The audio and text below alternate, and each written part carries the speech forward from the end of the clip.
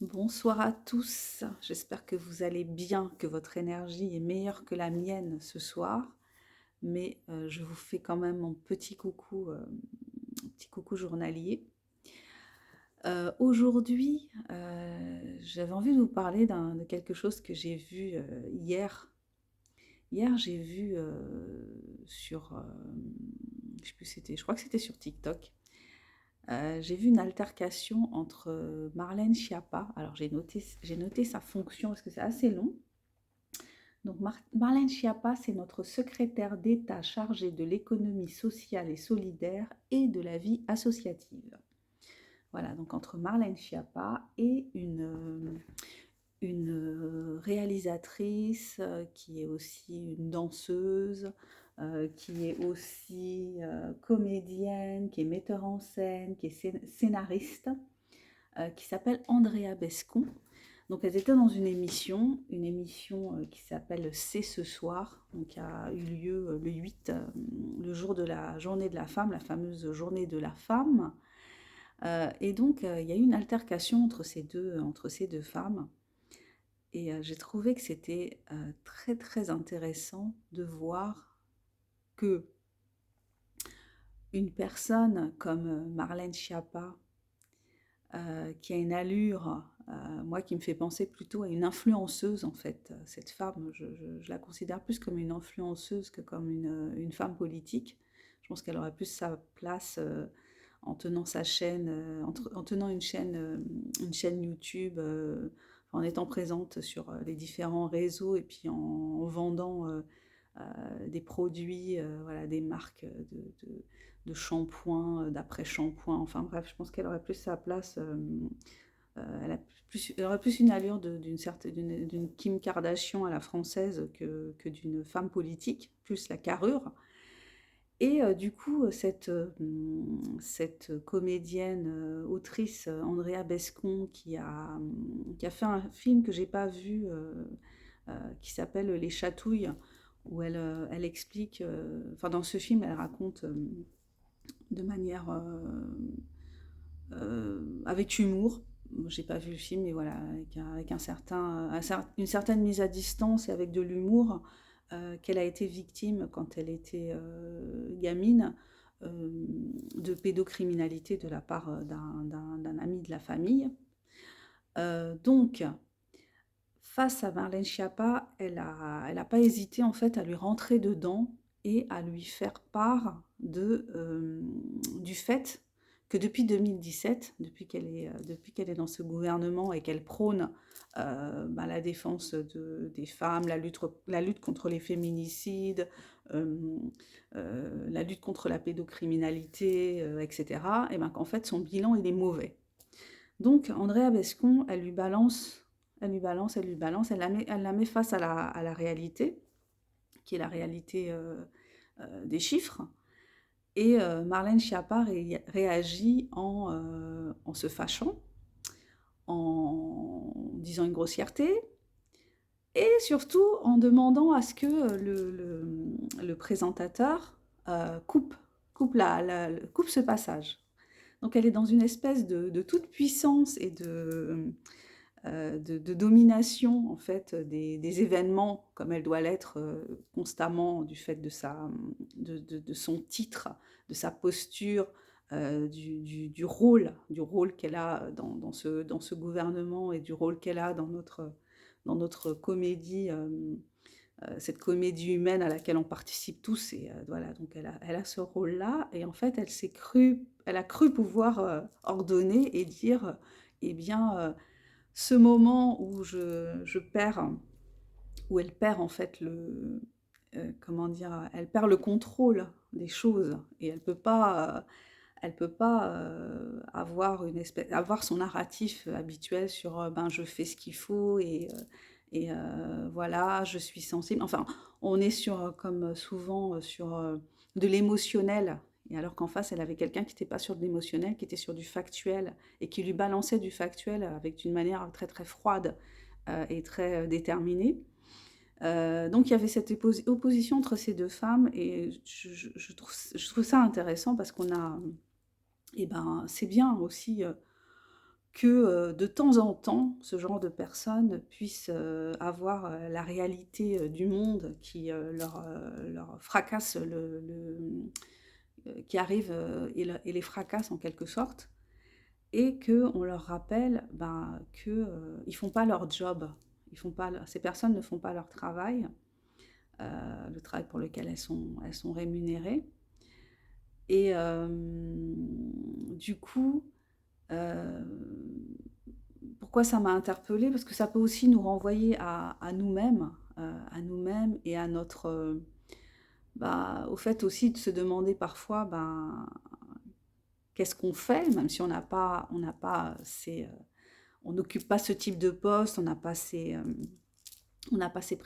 prérogatives, mais elle nous parle, enfin moi ça m'a parlé de cohérence. C'est vrai que Marlène Schiappa, elle est dans l'incohérence, hein.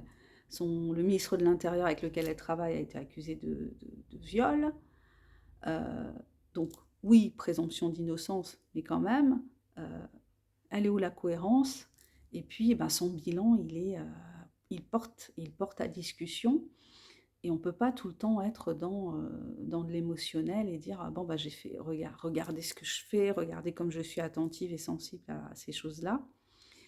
Et donc, ça pose une question de légitimité que ce genre de personnes ne se pose pas, mais que nous, on se pose pour elles. Donc, à quoi je veux en venir exactement en vous parlant de ça? Eh ben, ce que je trouve intéressant, enfin, ce que je trouve troublant et ce qui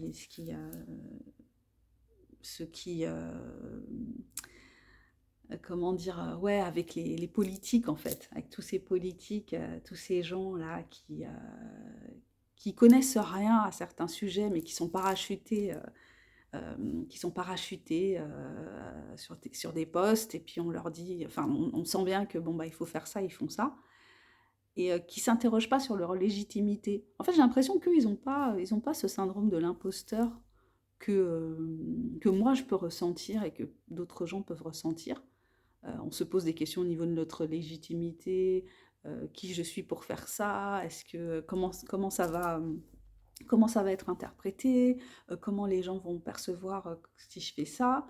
Et puis en fait, il y a des gens, ben, le syndrome de l'imposteur, tu as l'impression que ben, ils savent pas ce que c'est, mais ce sont des imposteurs, c'est-à-dire qu'ils occupent des fonctions, euh, mais on sent bien qu'ils sont là pour le prestige que donne la fonction et pas pour exercer la fonction et rendre des comptes sur ce qu'ils ont fait ou ce qu'ils n'ont pas fait. Donc, voilà, bah, je me dis, je les envie pas pour autant. Je préfère avoir mon syndrome de l'imposteur, m'interroger, me questionner et douter de moi de temps en temps, qu'être dans cet état d'esprit-là que je trouve plutôt malsain. Mais voilà, donc je trouvais ça intéressant de l'avoir disjoncté et d'être comme ça. Habituellement, elle est dans Bimboland, je pense, c'est-à-dire, voilà, elle est un peu la princesse, elle a reçu des influenceuses à un moment donné, en pleine période Covid. Donc, moi, je me suis dit, mais c'est incroyable. Je sais plus, je crois qu'on était encore dans les mesures barrières à respecter, et elle les recevait, il y avait plus aucune mesure barrière. Donc voilà, c'était un truc où ben, elle avait pris des droits, pris comment dire, elle faisait ce qu'elle voulait finalement. Et puis là, j'ai trouvé ça chouette de voir que ben, elle pouvait être comme ça, remise à sa place. À un moment, elle s'y attend pas. À un moment, elle pense être dans le contrôle. Et en fait, elle n'est pas du tout dans le contrôle. Bon, voilà, bah écoutez, c'était ça que je voulais partager avec vous aujourd'hui, une réflexion sur le syndrome de l'imposteur et se dire que ceux qui devraient le plus peut-être en souffrir n'en souffrent pas parce qu'ils ont peut-être une telle, ils sont tellement imbus d'eux-mêmes finalement que ça leur échappe totalement. Et puis en fait, peut-être leur but d'ailleurs, c'est même pas de respecter des fonctions, mais juste d'être là et puis d'en profiter quelque part. Bon, je suis pas gentille, hein, mais voilà, je pense que mérite, enfin, est-ce qu'il mérite de la gentillesse? Est-ce qu'elle mérite de la gentillesse enfin en tout cas, voilà, je n'ai rien contre... c'est pas personnel, c'est plus une réflexion par rapport à la politique et par rapport à ceux qui l'exercent et à la légitimité en fait de ceux qui l'exercent. C'est plutôt ça mon interrogation. Quelle est la légitimité en fait des gens qui exercent des fonctions politiques? Ça me pose de plus en plus questions vu comment va le monde. Voilà, bah, je vais m'arrêter là pour ce soir. Je vous remercie si vous êtes allés jusqu'au bout de cette vidéo. Donc, je me présente pour ceux qui ne me connaissent pas. Je suis Sandra Ganval, je suis écrivaine indépendante. Euh, donc, sur cette chaîne, eh bien, je parle souvent d'actualité, je parle de lecture, d'écriture, et je vous partage mes écrits que je vous invite fortement à découvrir pour me soutenir.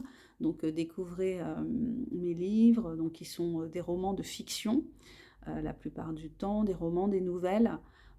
Voilà, n'hésitez pas à découvrir, à en parler autour de vous, à les acheter, à les offrir, et puis à me faire des retours surtout pour que je puisse... le but aussi, c'est d'améliorer mon travail. Donc j'ai choisi l'auto-édition. Pour moi, l'auto-édition, c'est le choix de la liberté. Euh, une valeur que je trouve extrêmement importante et que je cultive. Donc, je vous dis à bientôt pour la prochaine vidéo. Abonnez-vous si vous en avez envie. Et puis, n'oubliez pas d'activer la cloche pour être averti des nouvelles vidéos. Mettez-moi un petit pouce si vous avez apprécié cette vidéo. Et puis, partagez éventuellement si vous pensez que ça pourrait intéresser quelqu'un. Bye bye.